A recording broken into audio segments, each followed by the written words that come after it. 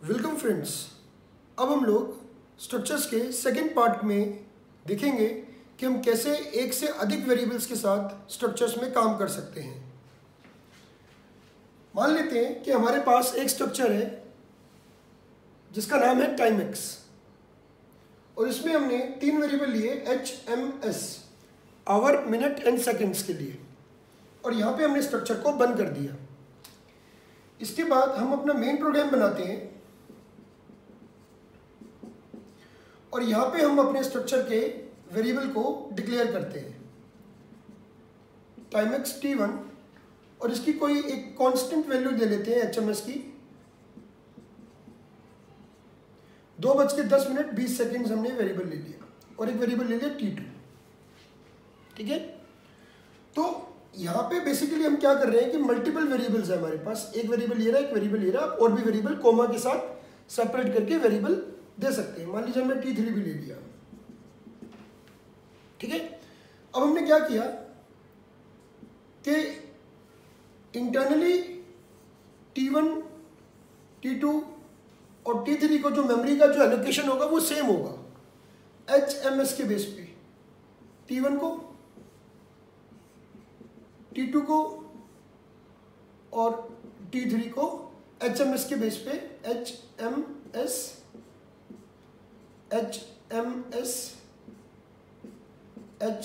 और S। ठीक है, तो T1 का आवर हमने वैल्यू दे दी फिक्स 2, यहाँ पे 10, यहाँ पे 20 सेकेंड्स। और हमने क्या किया, T2 के H में T1 का H कॉपी किया। T1 का H है 2, वो T2 के H में कॉपी हुआ यानी कि 2। इसके बाद हमने यहाँ पर T2 के मिनट्स में T1 का मिनट्स कॉपी किया विच वाज 10, तो 10 कॉपी हो गए यहाँ पर।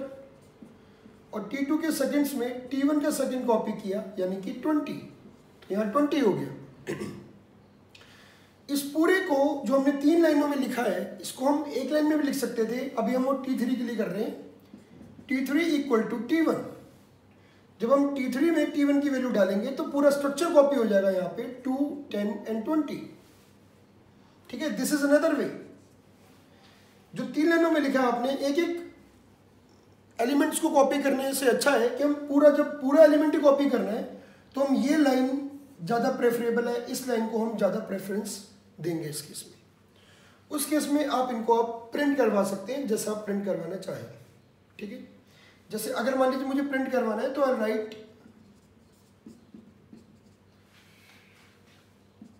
Value of T1 equal to %d colon %d colon %d backslash n T1 H T1 minute T1 second.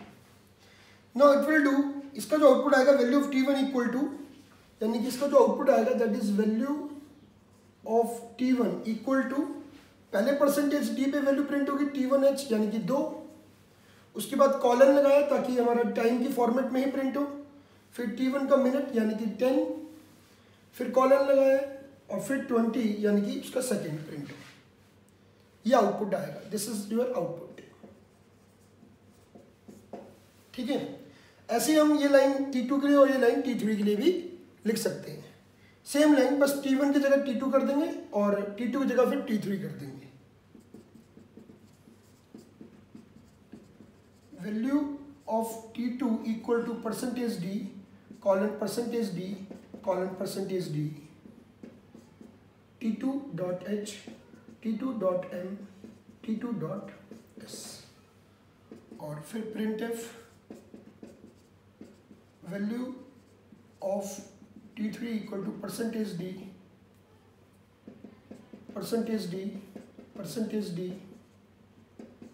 T3.h T3.m और T3.s। इस तरीके से आपकी, जैसे हमने T1 के लिए लिखा है ऐसे हमने नीचे बिल्कुल सेम लाइन लिखी हुई है T2 के लिए, बिल्कुल सेम लाइन लिखी हुई है T3 के लिए। जहाँ जहाँ T1 है वहाँ T2 कर देंगे। इसके बाद हमने यहाँ पर, यहाँ जगह नहीं है तो मैं यहाँ पे प्रोग्राम, इसके बाद यहाँ से प्रोग्राम बना रहा हूँ, इधर आ जाएगा get ch और आप प्रोग्राम को क्लोज कर सकते हैं। तो आउटपुट जो आएगा that will be value of T2 to 10 20 और value of T3 equal to 2 10 20। तो आप देख सकते हैं कि ये जो हमने कॉपी किया है इसकी वजह से तीनों की वैल्यू सेम आ रही है। तो मल्टीपल वेरिएबल्स में कैसे काम करना है हमने ये भी देखा, और एक वेरिएबल की वैल्यू दूसरे में कॉपी कैसे करनी है ये भी देखा। ठीक है,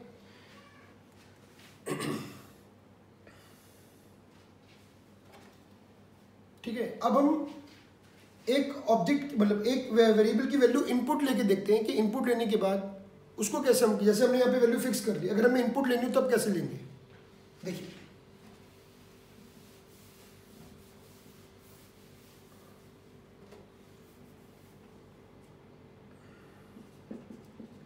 स्ट्रक्ट टाइम एक्स T1, कोई वैल्यू नहीं दी इसको हमने, अभी कोई इसको वैल्यू नहीं दी हुई हमने।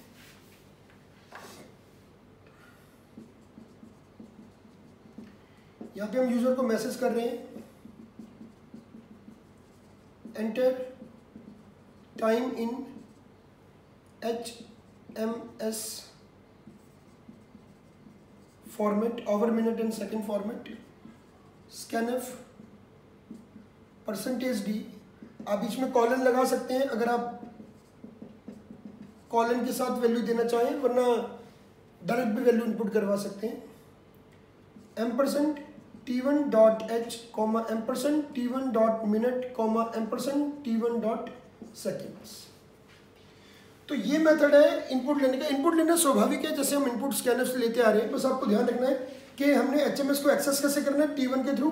तो T1.h के आगे %, T1.m के आगे %, T1.s के आगे %। मतलब स्कैनर का आपको पता ही है कैसे हम इनपुट लेते हैं, तो % लगाते हैं, एड्रेस के साइन लगाते हैं। तो 3 % दिए, पहले आवर के लिए, फिर मिनट के लिए, फिर सेकंड के लिए, बीच में कॉलन है। जब भी वैल्यू डालेंगे एंटर प्रेस करेंगे तो आपके सामने बेसिकली एक कॉलन आ जाएगा। नहीं तो आप कॉलन के बिना भी इसको आप इम्प्लीमेंट कर सकते हैं। 3 आप एंटर करके वैल्यू इनपुट करवा सकते हैं नॉर्मल, पहले आवर, फिर एंटर, फिर मिनट, फिर एंटर, फिर seconds.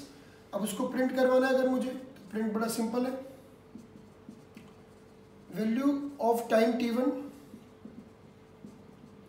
Equal to %d colon %d colon %d।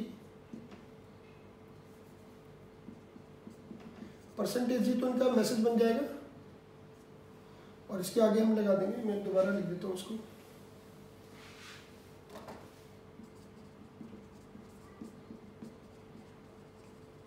Value of time T1 equal to %d colon %d colon %d T1.h, T1.minute, T1.seconds।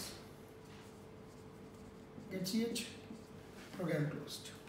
तो यहाँ पे you will take 3 values as input as hour, minute and seconds, और उनको ये फिर normally print कर देगा। अब T1 की वैल्यू T2 में कॉपी करना चाहे, T3 में कॉपी करना चाहे, हम ऑलरेडी पिछले एग्जांपल में देख चुके हैं। उसमें वैल्यू हमने कांस्टेंट दी थी, इसमें वैल्यू मैंने इनपुट करवाई फ्रॉम द यूजर।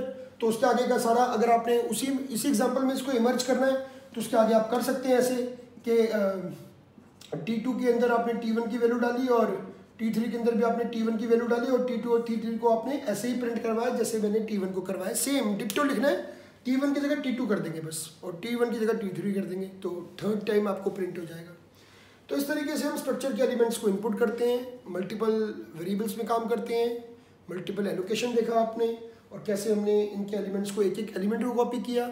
एक एलिमेंट कॉपी करना है तो इक्वल टू लगाएंगे एलिमेंट का नेम के साथ, और अगर पूरा स्ट्रक्चर कॉपी करना है तो this is the method to copy the structure as a whole. ठीक है ना, पूरे स्ट्रक्चर को कॉपी करने का ये तरीका है। Whole structure will copy into another